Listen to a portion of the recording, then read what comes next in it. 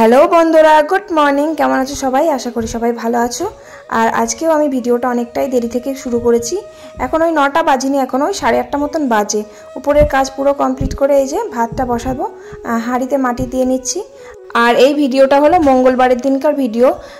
বুধবারে মানে কালকে যাওয়ার কথা ছিল ভিডিওটা, কিন্তু কালকে না দিতে পারিনি, কারণ গুবলু সোনা না ভীষণ জ্বর এসেছিলো হঠাৎ করে। তো তার জন্য না ভয়েস দিতে পারিনি। ভিডিওটা এডিট করা হয়ে গেছিলো, এবার বিকেলে তো ভয়েস দিই, হঠাৎ করে দুপুরবেলা দেখছি এত জ্বর, তার জন্য আর ভয়েসটা দেওয়া হয়নি। ছেলেটা খুব কান্নাকাটি করছিল, তাই কালকে আর ভিডিওটা দিতে পারিনি। তো এই যে তার জন্য আজকেই দিয়ে দিচ্ছি ভিডিওটা। তো এই যে হাঁড়িতে মাটি দিয়ে নিলাম, ভাতটা বসাবো এবার।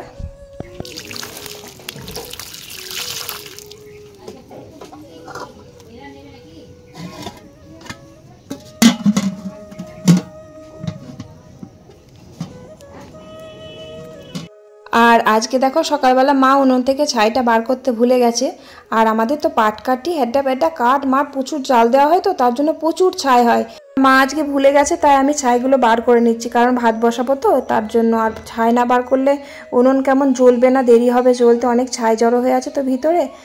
আর আজকে ওই যে মাঝারি সাইজের হাঁড়িটা বসালাম, একটু ছোট মতো, মানে আমরা রোজ যে হাঁড়িটায় ভাত বসাই সেটা থেকে ছোট, কারণ আজকে মঙ্গলবার।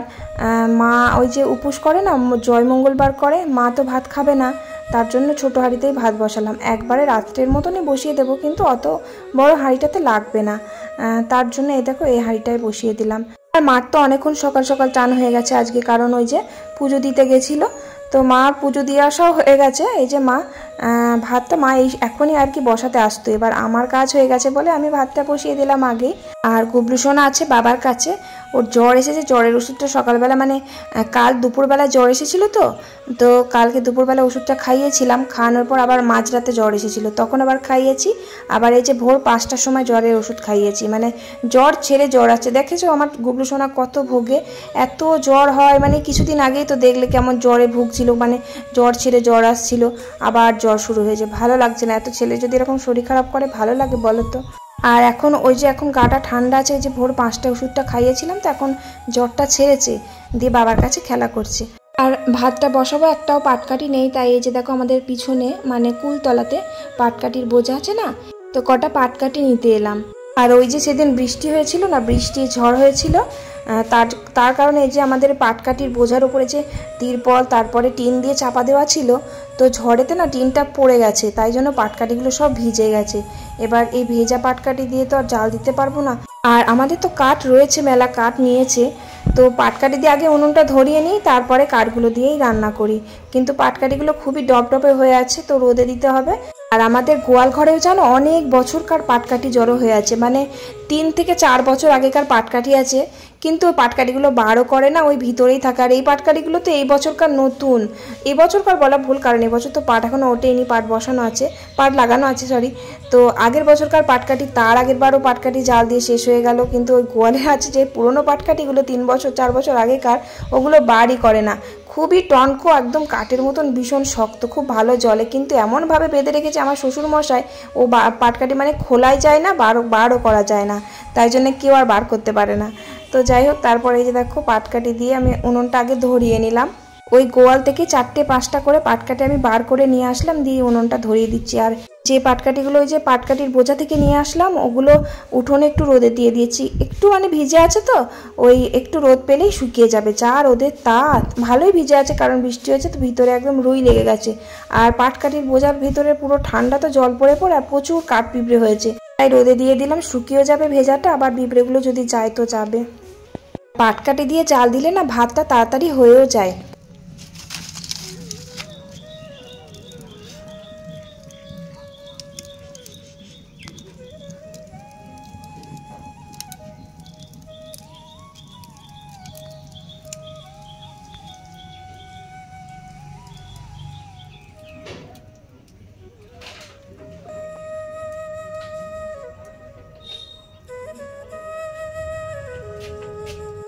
আর আজকে জানো তো উনুনে রান্না করতে হবে, গ্যাসে রান্না করব না, কারণ ওই যে মা তো নিরামিষই খাবে আজকে, নিরামিষই মানে আজকে ভাত খাবে না, কারণ ওই যে জয়মঙ্গলবার করেছে ওই মুড়ি খেতে হয়, আলু চচ্চড়ি করবে, তো তার জন্য গ্যাসটা আর এঁটো করবো না। এবার যদি আমি গ্যাসে রান্না করি, মা ধরো আলু চচ্চড়ি করে 10টার দিকে করে দিয়ে 11টা সাড়ে 11টার দিকে খায়, তাহলে যদি আমি রান্না করি এঁটো কাটা হয়ে যাবে। তাই জন্য আমি ভাবছি একবারে ভাত হয়ে গেলে উনুনেই রান্না করে নেব। আমাদের যা কাঠ আর পাটকাঠি আছে, উনুনে রান্না করতে কোনো কষ্ট হয় না জানো, শুধুমাত্র এই গরমের জন্য প্রচণ্ড পরিমাণে গরম পড়েছে, তো উনুনের পাড়ে থাকতে গেলে না মনে যেন সিদ্ধ হয়ে যাচ্ছে, এত কষ্ট হচ্ছে শরীরের মধ্যে, হাঁসফাঁস করছে, মানে থাকতেই পারছি না, বসে থাকতে থাকতে এত ঘেমে যাচ্ছি সে খুব কষ্ট হচ্ছে। না হলে উনুনে রান্না করতে আমার সুবিধেই হয়, তাড়াতাড়ি রান্না হয়ে যায় উনুনে, কারণ প্রচুর আগুন থাকে। তো দেখো ভাতটা করব, ভাতটা হয়ে গেলে যে কাঠ দিয়ে জাল দিচ্ছি, ভাত হয়ে গেলে প্রচুর আগুন থাকে, মানে ওই উনুন থেকে আবার গ্যাসে গিয়ে রান্না করতে ইচ্ছা করে না, শুধু গরমের কারণে এই উনুনে রান্না করছি না কয়দিন। আর গ্যাসে রান্না করব না তার কারণ আছে, ওই যে বললাম না মায়ের ওই তরকারিটা হবে নিরামিষ, আমি ঠেকাঠেকি আর করবো না গ্যাসের ওখানে, কোথায় আঁশ হয়ে যাবে তার জন্য। আবার আমাকে বলছিল যে তুমি গ্যাসেতেই তরকারিগুলো করে নাও গো, আমি ভাতটা এখানে করছি আর আমার আলু চচ্চড়িটা আমি উপরের গ্যাসে দিয়ে আসবো। এবার মা যদি আমি নিচের গ্যাসটা না এটু করে ফেলি, তাহলে কি বলতো, মা না ওই গাফিলতি করে উপরের গ্যাসে আলু চচ্চড়ি দিতেও দেরি করবে, খেতেও দেরি হয়ে যাবে মায়ের। তাই ভাবলাম থাক, আমি উনুনেই রান্না করে নেব, নিচের গ্যাসটা আর এটু করবো না। তো যাই হোক, তারপরে চালটা ধুয়ে দিয়ে এলাম ভাতে দিয়ে, এই যে দেখো মাছটা এনেছে, মাছটা কাটতে এলাম। এটা হচ্ছে সিলভার কাপ মাছ। এর আগের দিন একজন কমেন্ট করেছিল যে ওটা সিলভার মাছ, মানে এর আগের দিন আমাদের যে মাছটা এনেছিল ওটা কিন্তু বিকেট মাছ ছিল। বিকেট মাছ আর সিলভার কাপ মাছ দুটো কিন্তু আলাদা হয়, দেখতে একই রকম, একটু মানে আলাদা টাইপের হয়। তো সেদিন তোমরা একজন কমেন্ট করেছিলে যে দিদিভাই ওই মাছটা আমরা বলি সিলভার কাপ মাছ। সিলভার কাপ মাছ আর বিকেট মাছ কিন্তু অনেকটাই একই, মানে তার মধ্যে একটু আলাদা থাকে যেটা বোঝা যায় না। তো যাই হোক, এটা কিন্তু সিলভার কাপ মাছ, এটা কিন্তু বিকেট মাছ নয়। আর সিলভার কাপ মাছের থেকে বিকেট মাছটা একটু টেস্টি হয় খেতে। তো যাই হোক, এই মাছটা অনেকটাই বড়, আর মাছটা একটু সাইজ করে কাটলাম। আমি নিজেই কাটতে ভালোবাসি, কারণ যদি কেটে দেয় না তাহলে সেই বড় বড় পিস করে দেবে, না রাখার মতন না কাটার মতন। আর মাছটা দুদিন হবে আর কি, মানে দুদিন যাতে হয় সেই ভাব মতন কাটলাম। তো যাই হোক, তারপরে যে দেখো মাছটা বেছে নিয়েছি, আর একটু রুই মাছের ডিমও এনেছে। ডিমটাও আমি অর্ধেক রেখে দিলাম, কারণ আজকে তো আর মা খাবে না, একটু রেখে দিই তাহলে কালকে মা খেতে পাবে, তাই জন্য একটু রেখে দিলাম। আর মাছের তেলও আছে, মাছের তেলটা বেশ ভালো, আর মাছটাও খুব ভালো, টাটকা একদম। আর তাড়াতাড়ি মাছটা না বেছে ফেললে না মাছের তেলটাও পাওয়া যায় না, কেমন মাছটা নষ্ট হয়ে যায়। তাই ওই যে ভাতের চালটা আমি মানে ধুয়ে দিয়েই না মাছটাকে বেছে নিয়েছি। আর মা কিন্তু ভাতে জাল দিচ্ছিল, তো ভাতটা এদিকে দেখো হয়েও গেছে, আমি ভাতটা নামিয়ে দিলাম। আর এত গরম পড়েছে, তারপরে আবার উনুনে রান্না করতে হবে। আর আজকে কিন্তু অনেক কিছুই রান্না হবে। দেখো এই যে মাছের ডিমটা আছে, মাছের ডিমটা ভাজবো, মানে খুচখুচানি রান্না রয়েছে। দেখো মাছের ডিমটা ভাজবো, আবার মাছের তেলটা আবার রেখে দিলাম। মাছের তেলটা আমাদের বাড়িতে সবাই খেতে ভালোবাসে, বিশেষ করে আমার বর, তো তার জন্যই আমি রেখে দিলাম। একটু আলু পটল দিয়ে ভাজবো, বেশ ভালো লাগে খেতে।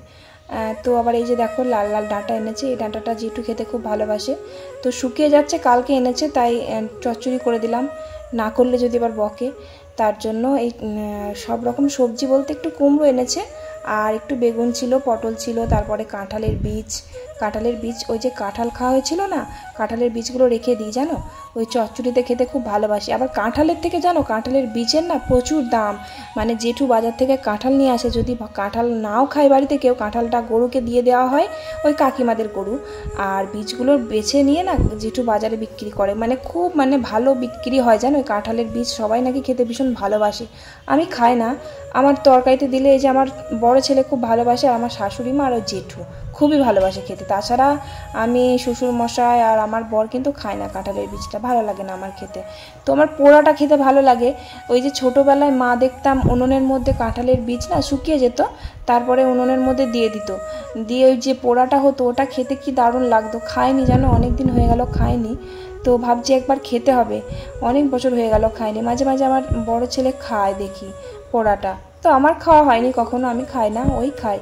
আর এই ডাঁটাগুলো না খুব তাড়াতাড়ি সিদ্ধ হয়ে যায়, মানে টাইম লাগে না অতটা, অন্য ডাঁটা যেমন দেরি হয় একটু সিদ্ধ হতে, এই ডাঁটা খুব তাড়াতাড়ি সিদ্ধ হয়ে যায়, আর মিষ্টি মিষ্টি হয় খেতে, খুব টেস্টিও লাগে।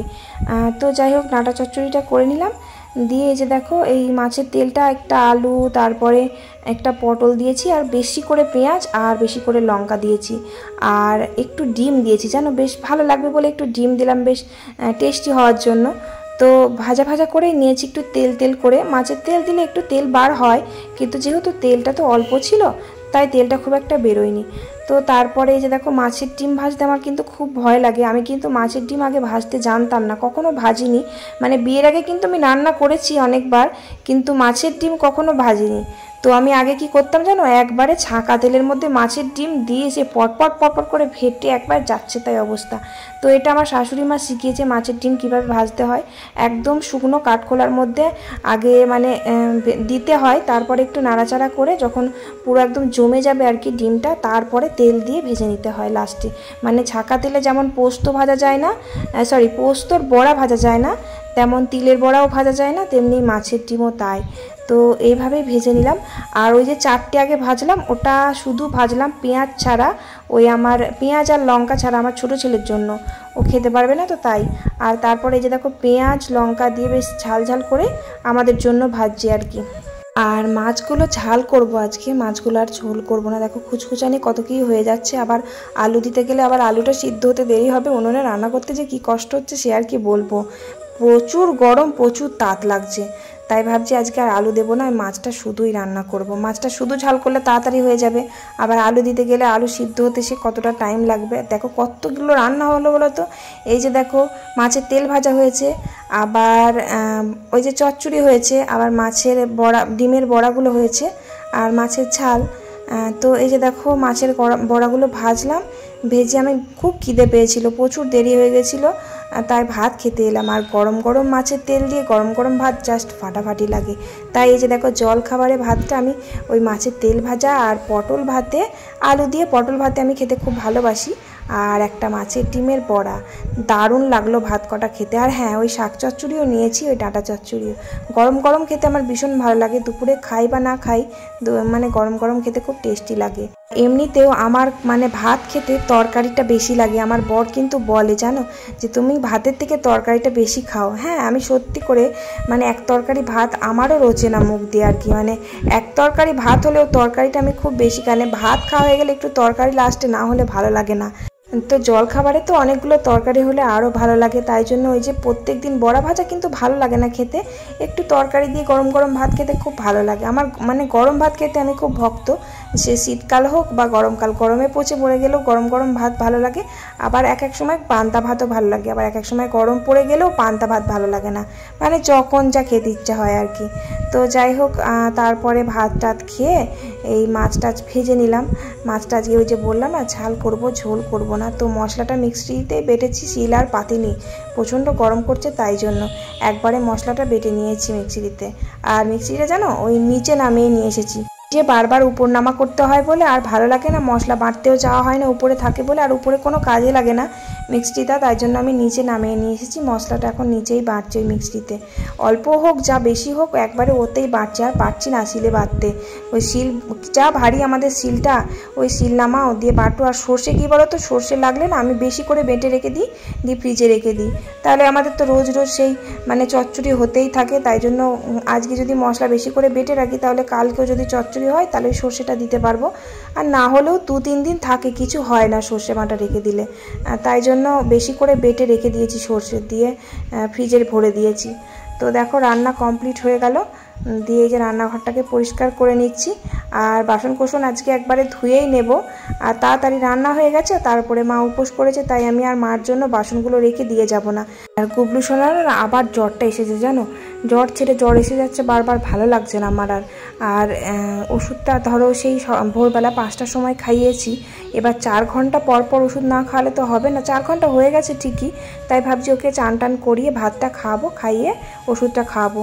এবার জল খাবারে ভাতটা না খেতে পারিনি জানো, জ্বর আসলেই আমার ছেলে দুই ছেলেই খেতে চায় না একদম, সবাই জ্বর আসলে খেতে পারে না একদম। আমরা নিজেরাই জ্বর আসলে খেতে পারি না ভাত, তা ছোটরা তো খেতে পারবেই না। তো কোনো রকম জোর জার করে ভাতটা খালাম, খেতে পারবে না, কি করব বলো তো, না খালে তো হবে না। আর মাছটা খেতে ভালোবাসে, তাই ওর জন্য মাছ ভাজা রেখে দিয়েছিলাম, তাও মাছটাও খেতে চাইছে না, এত ভালোবাসে তাও খাচ্ছে না। তো তারপরে ওষুধটা খাইয়ে দিয়েছি, কিন্তু ঘুমোলো না কিছুতেই। ওই যে আমার বর এই যে বড় ছেলেকে নিয়ে প্রত্যেক দিন এই পুকুর পাড়ে আসে ওকে চান মানে সাঁতার শেখানোর জন্য। তাই এই যে দেখো এসেছে আর দাদাকে মানে দেখছে আর খুব হাসছে। দেখো আমার হাসছে তোর কাণ্ড দেখে।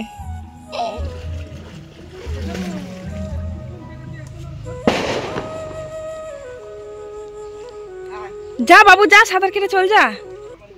তা খাপা ওইভাবে আস্তে আস্তে শিখতে হবে। ভাইয়ের মজা দেখ। কি করছে দাদা, কি করছে রে? হ্যাঁ সাঁতার কাটছে। হ্যাঁ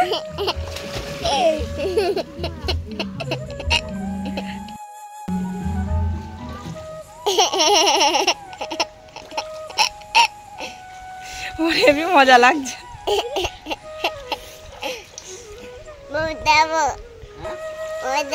বাবা যাবো, বাবা যাবো। ওই পুকুরে সাঁতার কেটে এসে প্রায় 1:30 মতন বাজে। তো বললো চান হয়ে গেছে তাহলে ভাতটা দাও খেয়ে নিই।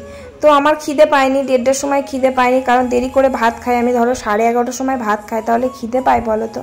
তাই জন্য ভাবলাম যে আমি এখন খাবো না, একটু পরেই খাবো। তো ওই যে বড় ছেলেকে আর আমার বড়মশাইকে ভাত দিয়ে দিয়েছি, ওরা খাচ্ছে আর আমি ছেলেটাকে ঘুম পাড়ালাম, দিয়ে একটু শুলাম। আমার ভালো লাগছে না, এত তাড়াতাড়ি খিদেও পাইনি, তাই ভাবলাম একটু পরেই খাবো। আর খিদেটাও হয়নি, কারণ আমরা 2টো 2:30টার সময় ভাত খাই। ওই যে দেখো 1:45 বাজে, এখন 2টোই বাজিনি।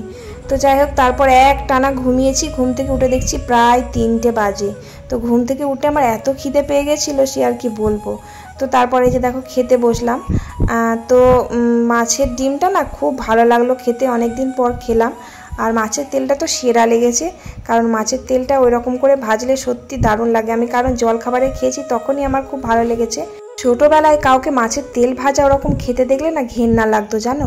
আমি ভাবতাম যে মাছের পেটের নোংরাগুলোও কি খায়, এত নোংরা, সে কি বলবো। আর এখন দেখো আমি নিজেই খাচ্ছি, সত্যি করে ভাবা যায়, এত ভালো লাগে খেতে। আর মাছের তেলটা ভালো হতে হয়, মানে আমি মাছের তেলের ভেতর যে নাড়ি ভুঁড়িটা থাকে না ওটা কিন্তু আমি ফেলে দিই, মানে যে চর্বিটা থাকে, তেল তেল ভাবটা থাকে, যে মাছের পটকাটা থাকে ওটাই নিই। তো যদি মানে ভালো থাকে, পরিষ্কার থাকে তাহলেই নিই। তো যাই হোক তারপরে এই যে দেখো ছেলেটার আবারও জ্বর এসেছে। তো ওই যে 12:30 একটা সময় ওষুধটা খাইয়েছিলাম, খাইয়ে টাইয়ে, আর এখন 5:30 বাজে। তো 4 ঘন্টা অলরেডি হয়ে গেছে। তাই ভাবলাম ওকে জ্বরের ওষুধটা খাওয়াতেই হবে। মাথাটা আগে ধুয়ে দিলাম, তারপরে ওকে খাইয়ে দিলাম। এবার 12টা 12:30 সময় খাইয়েছি, তো একদম খেতে পারিনি, খালি পেটই আছে, কিছুতেই কোনো খাবারই খেতে চাইছে না। দেখো ছেলেটা যাই হোক মানে খাবারটা খেয়ে নেয়, অন্তত নষ্ট করে না, কিন্তু এই দুধও খেতে চাইছে না, বিস্কিটও খেতে চাইছে না, আবার ভাতও খেতে চাইছে না। সে কি বলবো, কোল থেকে নামতেও চাইছে না, কারো কাছে যেতে চাইছে না। তার জন্য মানে ভিডিওটা আমি ওই যে বললাম না বুধবার মানে কালকে দিতে পারিনি, ভিডিও এডিট করে কমপ্লিট করতে পারিনি। তাই তো কোলেই ছিল আমার কাছে। সেই কতক্ষণ পর জ্বর নামলো, তারপরে সেই নিচে মার কাছে দিয়ে আসলাম, দিয়ে তারপরে যে দেখো সন্ধে হয়ে গেছে, সন্ধেটা দিলাম। আর ছেলে পেলে জ্বর আসলে কি ভালো লাগে বলো তো। আমি কাজ করব না ছেলেটাকে নিয়ে বসে থাকবো, আমার কাজ পরে হোক, কিন্তু ছেলেটা জ্বর এসেছে, কোল থেকে নামতে চাইছে না, তারপর কারো কাছে যেতে চাইছে না, গা একদম পুড়ে যাচ্ছে, হাত পা একদম পুড়ে যাচ্ছে। মাথাটা ওই জন্য ধুয়ে দিয়েছিলাম, প্রচণ্ড মাথা গরম হয়ে গেলে না ধুয়ে দিতে হয় মাথাটা, তার জন্য আগে মাথাটা ধুয়ে দিয়ে তারপর ওষুধটা খাইয়েছিলাম। কিন্তু জ্বরটা অনেক দেরিতে নেমেছে, তারপরে একটু ঘাম ঘাম হচ্ছিল, মানে শরীরটা একটু চনমনে হচ্ছিল। তারপরে নিচে মার কাছে গেল, মাকে দিয়ে আসলাম, দিয়ে যে সন্ধেটা দিয়ে দিলাম। আর আমার বড় ছেলে সেই পড়তে বসে, তো পড়ে টড়ে না খুব খিদে পেয়ে যায়, আর ওই 5:30-5টার দিকে পড়তে বসে। তা আমাকে বলেছে যে আমাকে ওই আলুর মানে পকোড়া করে দাও। তো এই যে দেখো আলুর পকোড়া কেমন করি জানো, তোমাদের কখনো দেখায়নি।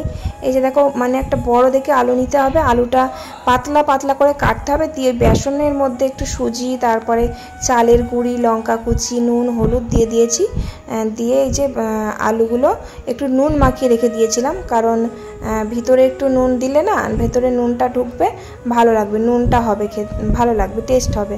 তো যাই হোক তারপরে একটু তেলের মধ্যে ভালো করে মচমচে করে ভেজে নিতে হবে, কারণ একটু দেরি হয়, কারণ আলু আছে তো ভিতরে, আলুটা তেলে দিয়ে তাড়াতাড়ি করে নামিয়ে ফেলে আলুটা সিদ্ধ হবে না, তো ভালো লাগে, টেস্টি হয়। আমার বড় ছেলে এইটা খেতে ভীষণ ভালোবাসে। তো সন্ধে দিতে দিতে আমাকে এত জ্বালাতন করছে যে তাড়াতাড়ি আমাকে ভেজে দাও, আমি এইটা খাবো সেইটা খাবো, মানে যখন যেটা বলবে সেটাই আর কি সঙ্গে সঙ্গে বানিয়ে দিতে হবে। মানে বানাতে যে একটু সময় লাগে সেটা বুঝবে না জানো, মানে যখনই বলবে মানে মুখ থেকে কথা বার করলো তো সঙ্গে সঙ্গে হাতে রেডি খাবার। তো কোনো মতেই মানে একটু রাগ হয়ে গেছিলো, ওকে খুব বকেছি, দিয়ে ও নিচে রাগ করে মার কাছে গিয়ে বসেছিল। তো আবার সে ডেকে ডেকে আদর করে বলে বলে তারপরে এনে ওকে আমি খাবারটা দিলাম, মানে এই পকোড়াগুলো দিলাম। ও ভীষণ ভালোবাসে খেতে। এবার আমাকে তো সময় লাগবে বলো বানাতে জিনিসটা, তো সেটা আর তর সইবে না, সঙ্গে সঙ্গে বানিয়ে দিতে হবে। তো একটা কাজ করছিলাম তার মধ্যে আবার, তো যাই হোক তারপরে দেখো গুবলু সোনার জ্বরটা মানে পুরোপুরি এখন কমেছে। তো ও খেতে ভালোবাসে, মানে আলুর পকোড়ার থেকে সসটা খেতে ভীষণ পছন্দ করে। আর ছোটো সোনার জন্য ভাত বসিয়েছি, আর রাত্রে আমাদের পান্তা ভাত খাবো, কয়েকটা বড়াও ভেজে নিয়েছি। এই প্রচণ্ড গরমে না আর পারা যাচ্ছে না। আর ওই যে ছেলের বললাম না দুটো ভাত বসিয়ে দিয়েছি, ও ভাত আতপ চালের ভাতটা খেতে ভালোবাসে। আর তাতে আবার জ্বরের মুখ, মানে যদি এখন ডালিয়া করে দিই না তাহলে বমি করে ফেলবে, খেতে চাইবে না, তাই ওর পছন্দ মতো জিনিসটাই বসিয়ে দিয়েছি। তো আজকে আর রাত্রে ওই যে পান্তা ভাত খাবো, কয়েকটা বড়াও ভেজে নিয়েছি। আর রাত্রি অবধি আর কি বাড়াচ্ছি না ভিডিওটা। চলো, ভালো লাগলে একটা লাইক করে দিও, আর চ্যানেলে যদি নতুন হও অবশ্যই সাবস্ক্রাইব করে দিও, আর একটা কমেন্ট করে দিও। আর তোমরা এরকম আলুর পকোড়া কি এরকম আমার মতন করে ভেজে খাও নাকি কমেন্টে জানিও কিন্তু। আর ভাবছি কালকে বিকেল 6টার সময় আমি কিন্তু লাইভে আসবো, তোমরা কিন্তু অবশ্যই থেকো।